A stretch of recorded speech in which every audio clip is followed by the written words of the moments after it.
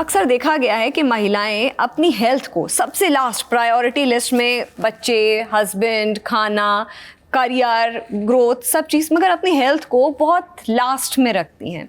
ये अगेन ये एक कंडीशनिंग है एक महिला की। मुझे लगता है भारत की क्या, ये ओवरऑल अगर हम वर्ल्ड में बात किया जाए, ये हर महिला के साथ ये एक इनबिल्ट प्रॉब्लम है। आपके एक्सपीरियंस के हिसाब से ऐसे कौन से 2 या 3 साइलेंट वार्निंग सिग्नल्स रहते हैं या साइंस रहते हैं, एक चाहे वो वर्किंग लेडी हो, वर्किंग लेडी तो सभी कोई होते हैं, चाहे वो एक होम मेकर हो या एक प्रोफेशन ओरिएंटेड महिला हो, करियर ओरिएंटेड महिला हो, ऐसे कौन से 2 से 3 ऐसे साइंस रहते हैं जो कि इग्नोर करती है, लेकिन जिनको इग्नोर नहीं करना चाहिए, जो आगे चल करके बहुत घातक गायनोकोलॉजिकल एक इशू बन सकता है? स्मृति जी, आपने बहुत अच्छा सवाल पूछा। एक तो बहुत ज़रूरी है कि हर महिला इस चीज़ को समझे कि अगर वो अपने हेल्थ का ध्यान रख रही है तो वो सेल्फिश नहीं है, वो स्वार्थी नहीं है। ये एक्चुअली स्ट्रक्चरल रिफॉर्मिटी है, आप कहते हैं संरचना की डिमांड है।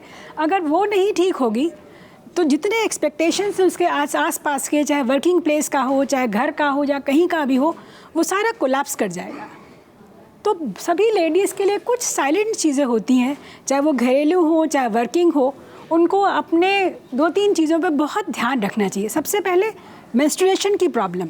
मेंस्ट्रुअल साइकिल सभी को पता होता है कि ऐसा है, अवेलेबल भी है, गूगल में भी देखते हैं। लेकिन अगर आपको पेनफुल पीरियड्स हो रहे हैं या मंथ में 2 बार पीरियड्स हो रहे हैं या आपको सेक्स के टाइम में पेन हो रहा है या 1 साल के बाद पीरियड्स बंद होने के बाद फिर से स्पॉटिंग हो रही है, तो और यही बात 2-3 बार रिपीट हो रही है, तो ये इंडिकेट करता है कि या तो आपके यूट्रस में कोई फाइब्रॉइड, कोई गांठ तो नहीं बन रही है, कोई सिस्ट तो नहीं है, या एक बीमारी आजकल बहुत ज़्यादा है जिसको हम एंडोमेट्रियोसिस कहते हैं, जिसमें कि आपका रेट्रोग्रेड, मतलब जो मेंस्ट्रुएशन ब्लड है वो यूट्रस ट्यूब के थ्रू अंदर जाके उसके जो टिश्यू डिपॉजिट हो जाते हैं वो आपके पेशाब की थैली पे भी हो सकते हैं, लंग्स तक पहुंच सकते हैं, लिवर पे जा सकते हैं, आपकी आंतों पे जाते हैं, और जब आपको पीरियड्स आते हैं तो वहाँ पे ब्लीडिंग शुरू होती है। ये चीज़ कोई ज़रूरी नहीं है कि अल्ट्रासाउंड, एमआरआई या हर चीज़ में डायग्नोज हो। ये स्ट्रेस रिलेटेड है, क्योंकि स्ट्रेस में क्या होता है, हर चीज़ का संकुचन होता है, तनाव में यूट्रस सिकुड़ता है, तो कंट्रैक्ट करता है, तो वो जो फ्लो है ब्लड के साथ, जो टिश्यू है वो अंदर चला जाता है। तो ये साइलेंट वार्निंग साइन है जिसको कि आपको इग्नोर नहीं करना चाहिए। दूसरी चीज़ क्या है कि आपको पता है हवा में फंगस है, सब लोग कॉमन वॉशरूम्स यूज़ करते हैं, सब जगह जाते हैं। अगर जो डिस्चार्ज है, जो मंथ में बीच के दिनों में ओवुलेशन टाइम में एक डिस्चार्ज होता है, अगर वो स्मेल है, उसमें ओडर है, या उसका कलर चेंज हो जाए, या आपको इचिंग हो रही है, तो इसका ज़रूर ध्यान रखें। या तो वो फंगल इन्फेक्शन है, बैक्टीरियल, और ये एक प्री वार्निंग साइन हो सकता है यूट्रस के माउथ का कैंसर, जिसको सर्विकल कैंसर कहते हैं। WHO भी इसको बता रहा है। और आपको आश्चर्य होगा जान के कि हर 8 मिनट पे एक लेडी सर्विकल कैंसर से डायग्नोज होती है, एवरी 8 मिनट्स। और इसके लिए वैक्सीन अवेलेबल हो गई है all over the world. Gardasil vaccine है जो 4 म्यूटेशन में आती है और 9 म्यूटेशन में आती है। ये बहुत ज़रूरी है, सरकार की तरफ से भी दिया जाता है। अगर सेक्स के बाद ब्लीडिंग हो तब भी आप इस चीज़ का ध्यान रखिए। तीसरी जो बहुत इंपॉर्टेंट है, जिसमें इन चीज़ों के लिए आपको डॉक्टर के पास तुरंत जाने की ज़रूरत नहीं। अगर आप सब कुछ खा पी रहे हैं फिर भी आपको लगता है मेरा शरीर ढल रहा है, मुझे कमज़ोरी हो रही है, या आपका वज़न अचानक से बढ़ गया है, या आपको लगता है कि मेरा पेट तो बहुत इनडाइजेशन है, तो इन चीज़ों में ये वार्निंग साइंस होते हैं। अगर आप कमज़ोरी फील करें तो अपना एनीमिया, जैसे इंडिया में मैक्सिमम लेडीज़ 75% लेडीज़ जो है वो एनीमिक हैं, उनमें खून की कमी है, तो इसका चेक कराएं। दूसरा, अगर आपको लगातार आपको लगता है कि हमारा इनडाइजेशन है, आपने गलत खा लिया, आपने कुछ चूरन खा लिया, देखा गया है कि ये एक साइन, अर्ली साइन होता है ओवेरियन कैंसर, जिसका साइन सिम्टम्स यही है कि ब्लोटेड फीलिंग, सडनली साइज़ बढ़ जाना, और अगर आप अर्ली डायग्नोज हो जाते हैं तो बड़े भयंकर बीमारी से बच जाते हैं। तीसरी आती है, आपको अपने हार्मोन्स का चेक कराते रहना चाहिए कि आपका मूड चेंजेस कैसे हैं, आपका मेटाबॉलिज्म कैसा है। तो ये जो 3 बातें मैंने आपको बताई, हर लेडी किसी भी उम्र की हो उसको इन चीज़ों का ज़रूर ध्यान रखना चाहिए। स्पेशली 30 इयर्स जो यंग फीमेल्स हैं उनके लिए ये बहुत ज़रूरी है। और ये ऐसे गायनिक इश्यूज़ हैं ना जिनको अक्सर लोग इग्नोर कर देते हैं। अच्छा ये नॉर्मल तो है, ठीक है नॉर्मल तो है, जैसा आपने बोला कि वो टिश्यूज़ में वापस जो पीरियड्स का ब्लड है वो वापस जाने लग जाता है, वो फिर ब्लीडिंग पीरियड्स के टाइम पे शुरू होने लगती है। ये कभी एक बॉलीवुड की एक एक्ट्रेस भी हैं जिनको इसे डायग्नोज किया गया है, अगर मैं गलत नहीं हूँ तो उनको भी सेम इशू है। तो और ये बहुत पेनफुल होता है, ये डायग्नोज भी नहीं होता इतनी आसानी से। डॉक्टरी लैंग्वेज में बिनाइन कैंसर कहते हैं। और एक आजकल देखा गया सडन लड़कियां जो है ना बहुत ज़्यादा खाने में फिनिकी होती है, ये नहीं खाएंगे, जॉब कर रही हैं, बाहर का खा लिया, जंक खा लिया, वो शरीर को फॉर ग्रांटेड लेती हैं। तो एक पॉलीसिस्टिक ओवेरियन डिजीज़ जो हमने कहा ना हार्मोनल ओवर डायग्नोस्ड भी है, लेकिन एक्चुअली ये लाइफस्टाइल है आपका। आपको एक मी टाइम देना चाहिए, अपने को समय दीजिए, एक्सरसाइज कीजिए, don't take your body for granted.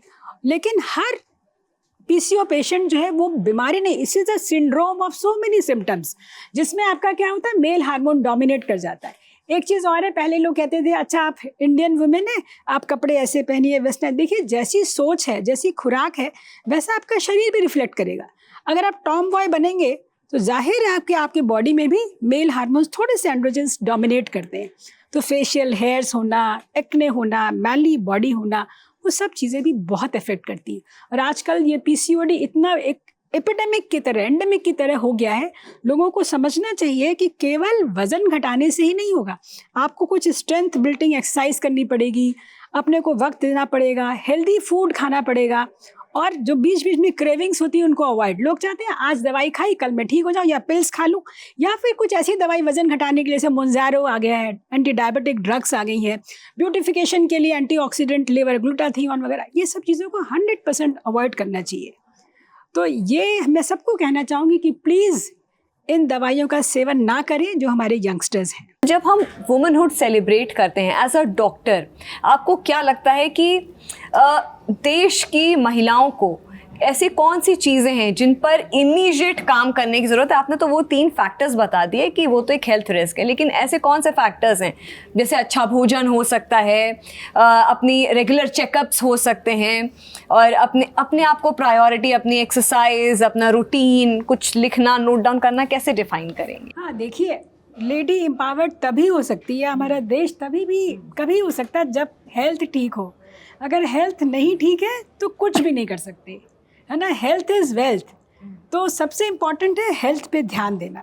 30 years के पहले तो लेडीज़ को सोचना चाहिए कि हमें ट्रीटमेंट तो नहीं लेना है, हमें अपने हार्मोन्स को बैलेंस रखना है, ठीक रखना है, ताकि फ्यूचर्स हमारा सिक्योर्ड हो। एक और बात आपने कहा था कि अब जो ब्रेस्ट कैंसर है वो भी इतना ज़्यादा प्रेवलेंट हो गया है कि रेगुलर स्क्रीनिंग कराते रहना बहुत ज़रूरी है। उसके लिए क्या है, कुछ टेस्ट तो ऐसे होते हैं जो रूटीन हेल्थ चेकअप है, जिसमें आपके हार्मोन प्रोफाइल, ब्लड टेस्ट वगैरह आते हैं। आप साल में एक बार कराइए, या सब ठीक है तो आप 3 साल में एक बार करा सकते हैं। उसमें भी अगर एक और चीज़ मैं ऐड करूँगी, अक्सर क्या होता है ना, जैसे लोगों का ये भारत के लोगों का खैर ये माइंडसेट है कि अगर कुछ नहीं निकला ना, वो पैसे लगा करके उन्होंने चेक करा, अरे कुछ तो नहीं निकला, बेकार पैसे खराब हो गए। उसके लिए एक आध चीज़ें और भी है, जैसे एक है डॉक्टर से पूछिए, जिसको हम कहते हैं सेल्फ ब्रेस्ट एग्जामिनेशन। आप अपने डॉक्टर से सीखिए हर मंथ में कैसे लेडी खुद शीशे के सामने खड़े होकर लड़कियां अपने ब्रेस्ट को एग्जामिन कर सकते हैं, नंबर 1। इसी तरह से जो सर्विकल कैंसर है उसको टेस्टिंग का किट है, वो सेल्फ कलेक्शन भी करके करवा सकती है, जो बहुत इंपॉर्टेंट है। तो ये जो 2-3 स्क्रीनिंग टेस्ट है, ये बहुत मेमोग्राम वगैरह तो बाद में कराइए जब कुछ निकलता है। एक तो ये चीज़ होगी। दूसरी चीज़, सभी लोग सोचते हैं कि भाई हम पैसा ना खर्च करें, क्या करें कि हमको डॉक्टर के पास जाना ही ना पड़े, सबसे इम्पॉर्टेंट होती है ना। तो आपको ये सबको ये पता होना चाहिए कि हमारा जो शरीर है, हमारा बॉडी, ये एक मिरेकलस अद्भुत मशीन है, और ये मशीन हमको खुद ही इंडिकेट करता है। अगर आप इस पर थोड़ा सा वक्त दें तो ये खुद बताता है कि कहाँ क्या तकलीफ़ होने वाली है। आप चल के आती हैं, आपका पैर दुखता है तो आप पैर दबाती हैं, लेकिन क्या आपने कभी बिना ज़रूरत के अपने पैर को सहलाया है? कभी अपने हाथों को चूमा है? कभी आँखों को धन्यवाद दिया है? नहीं। तो स्क्रीन में काम करने वालों को देखना चाहिए कि अपनी आँखों का कैसे ध्यान रखें, रूल ऑफ 20 है उसको फॉलो करें, आँखों को कैसे हाइड्रेट करें। किसी भी एज की लेडीज़ है अगर, तो उसको अपनी हेल्थ को सबसे ज़्यादा प्राथमिकता देनी चाहिए। उसमें उसको ये देखना चाहिए कि अपने बॉडी पे कैसे ध्यान दें। कुछ रेगुलर एक्सरसाइज, आजकल तो चेयर योगा भी अवेलेबल है, आप चेयर योगा कर सकती हैं, बॉडी मूवमेंट्स। आप ये मत ब्लेम कीजिए कि हमारा तो भाई सिटिंग जॉब है, हम तो नहीं कर सकते। नहीं, आपको खुद अपने बॉडी पार्ट्स को मूव कराना है। हर बॉडी को थोड़ा स्ट्रेचिंग किया, कुछ आप उठ के वॉशरूम जा रहे हैं, उठ के बैठ रहे हैं, चल रहे हैं, तो आप थोड़ा सा देखिए कि आपके सारे बॉडी पार्ट्स मूव कर रहे हैं और वो आपसे क्या कह रहे हैं, उस पर ध्यान दीजिए। फिर आप अपने को हाइड्रेट रखिए, वाटर इंटेक अच्छा रखिए और न्यूट्रिशियस फूड खाइए। वर्किंग लेडीज़ है, खाना नहीं मिला, ऑफिस में खा लेंगे, जंक फूड खा लेंगे, डिब्बा बंद खा लें। अरे नहीं, आप मेट्रो में ट्रैवल करती हैं, पानी नहीं पी सकते, टॉयलेट नहीं अच्छा, अरे चिया सीड सबको पता है, आप अपने पानी में थोड़ा 1 चम्मच चिया सीड देंगे, वो हाइग्रोस्कोपिक है, आप सुबह आप पी के गई हैं तो आपके बॉडी में वाटर रिटेन रहेगा। गर्मियों का टाइम है, सिट्रा सोडा है, नमक चीनी का घोल है, वो बना के रखिए, इलेक्ट्रोलाइट इम्बैलेंस नहीं होगा, यूरिनरी प्रॉब्लम नहीं होगी। तो ये तो खुद देखना, आप होल फ्रूट ले जाइए। और हमारे हिंदुस्तान में तो इतना अच्छा भोजन है, सत्तू, जौ चने का सत्तू, भुने हुए चने, मखाने, सुपर सीड्स, अरे कैरी करिए, सुपर फूड खाइए, वेट मत बढ़ाइए, अपने को ठीक रखिए। एक और लास्ट में आपसे, क्योंकि ये शो एंड कर रही हूँ, अब मैं मयूरी से और डॉक्टर गीता से सवाल लूँगी। डॉक्टर साहब जल्दी से इस बात का मेरा जवाब दीजिए, मुझे अभी क्लिक हुआ, आजकल महिलाएं ना करियर ओरिएंटेड बहुत हो रही हैं, कह लीजिए प्रेशर बहुत ज़्यादा है काम का, बहुत लेट शादियाँ होती हैं, बच्चे लेट होते हैं, कई बार वो फैमिली प्लानिंग भी नहीं करना चाहते हैं। आजकल एक नया ट्रेंड आया है, they don't want to, females they don't want to have kids. उनके लिए कोई संदेश है? उनके लिए संदेश है कि आपको ये बिल्कुल नहीं करना चाहिए। अगर आप ये सोचिए कि अगर आपने एक पौधा लगाया और आप चाहती हैं कि अब ये अच्छा फल इतने सालों में हमें दे दे, आप सोचते नहीं भाई इससे सालों में फल नहीं दे, अब उसके बाद में जब 5 साल बाद फल लेंगे तो उतना हेल्दी नहीं होगा। उसके बाद कितना भी फर्टिलाइज़र डालें, कुछ डालें, कुछ सालों के बाद कुछ फल छोटे हो जाएंगे, टूट जाएंगे, गिर जाएंगे।